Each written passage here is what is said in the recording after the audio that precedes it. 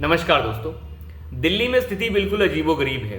सरकार का मुखिया जेल के अंदर है और वहीं से सरकार चलाने की कोशिश कर रहा है, लेकिन साथ ही साथ एक संदेश देने की कोशिश कर रहा है कि मैं अपने बाद केवल अपनी पत्नी पर विश्वास करता हूं। सुनीता केजरीवाल आज एक बार दोबारा से प्रकट हुई और उन्होंने अपने बयान देना शुरू कर दिए। उन्होंने कहा कि मैं जेल के अंदर से होकर आई हूं, वहां पर अरविंद केजरीवाल का स्वास्थ्य ठीक नहीं चल रहा है। मैं आपको एक व्हाट्सएप नंबर दे रही हूं, उस व्हाट्सएप नंबर के ऊपर आप अपने भाई और अपने बेटे अरविंद केजरीवाल को एक मैसेज भेजकर अपना आशीर्वाद प्रदान करें। आप जो आशीर्वाद भेजेंगे मैं उस आशीर्वाद को उन तक जेल में पहुंचा दूंगी। कुछ इस तरीके की बातें वो कह रही थी।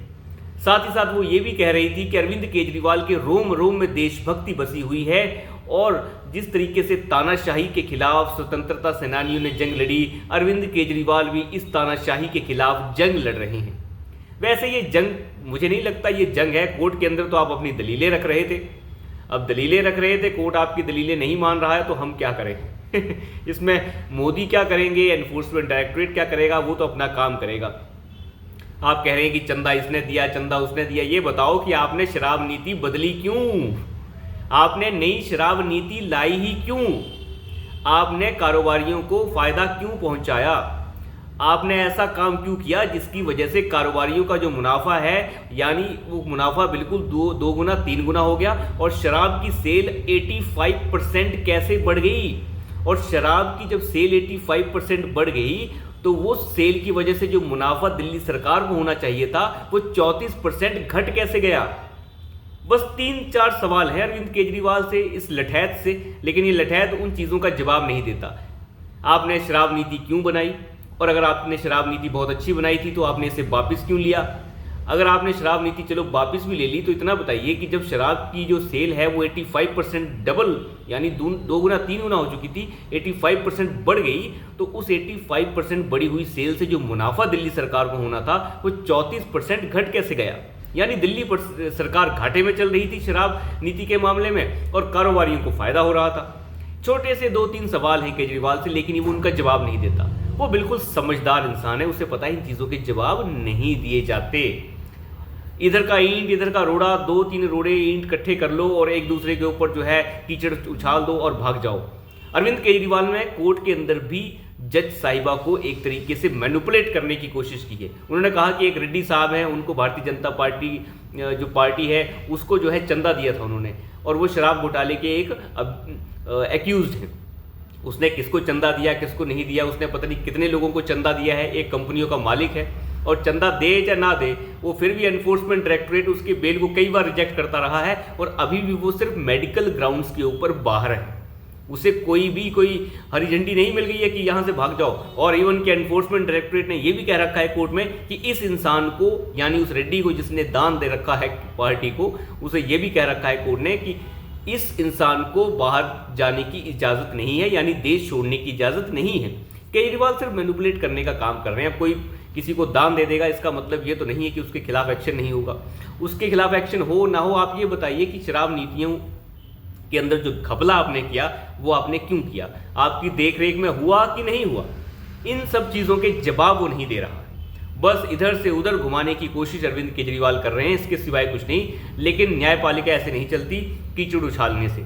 आपने राजनीतिक मंच समझ लिया था कोर्ट को, लेकिन इन सभी चीज़ों से एक संदेश मिलता है कि जो सुनीता केजरीवाल हैं, जो आशीर्वाद लेने आई थी आज लोगों का और कह रही थी हमें आपका समर्थन चाहिए, आपको केजरीवाल के साथ आना होगा, केजरीवाल का साथ देना होगा।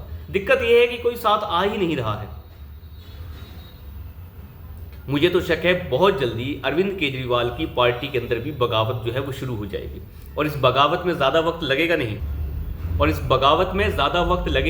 और ये बगावत बहुत जल्द देखने को मिलेगी। जिस तरीके से सुनीता केजरीवाल को चीफ मिनिस्टर की कुर्सी पर बिठा के ये अनाप शनाप बुलवा रहा है रोज केजरीवाल, ये चीज़ें उस डगर पर चली जाएंगी जब आम आदमी पार्टी के अंदर बगावत हो जाएगी। क्योंकि केजरीवाल को अच्छे से पता है कि मैं किसी और के ऊपर भरोसा नहीं कर सकता, और एक बार सीएम की गद्दी चली गई और कोई और मुख्यमंत्री बन गया जो पत्नी के कोई अलावा हो, तो आप इतना मान लीजिए मुख्यमंत्री के साथ साथ जितना भी परिवार है मुख्यमंत्री का, वो सब के सब जितने भी लोग हैं अरविंद केजरीवाल के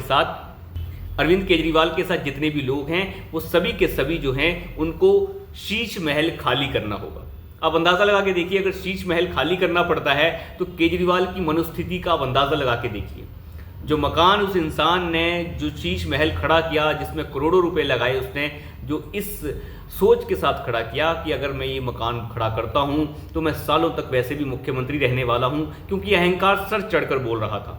अगर वो खाली करना पड़ता है तो सब कुछ खत्म हो जाएगा, सब कुछ खत्म हो जाएगा। हर एक वीडियो अंदर की बाहर आएगी और पता नहीं कौन मुख्यमंत्री उसके अंदर प्रवेश करेगा।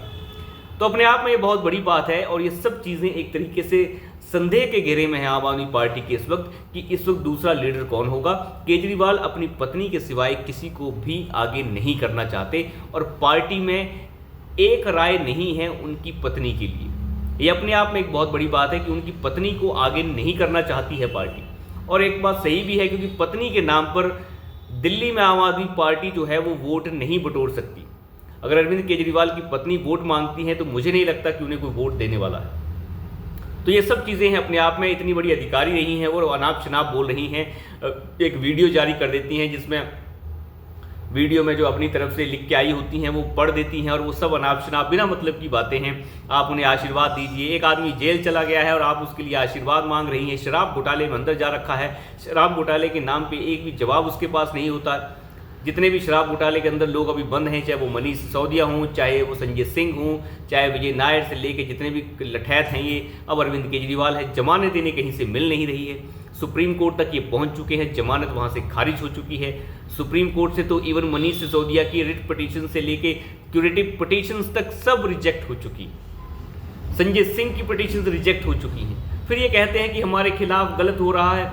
कैसे हो रहा है गलत? ये क्यों नहीं कहते कि कोर्ट्स जो हैं वो बेवकूफ़ हैं, उन कोर्ट्स को हमारी बात समझ नहीं आ रही। एक्चुअली कोई ना बेवकूफ़ है, ना ये बेवकूफ़ है, ना कोर्ट बेवकूफ़ है। ये थोड़े से ज़्यादा चालाक हैं। ये अपने आप को चतुर समझते हैं और इनकी चतुरता जो है अब घुस गई है। बस बात इतनी सी है और कुछ नहीं। बेवकूफ़ कोई नहीं है, ना ये ना कोर्ट्स। तो अभी के लिए इतना ही।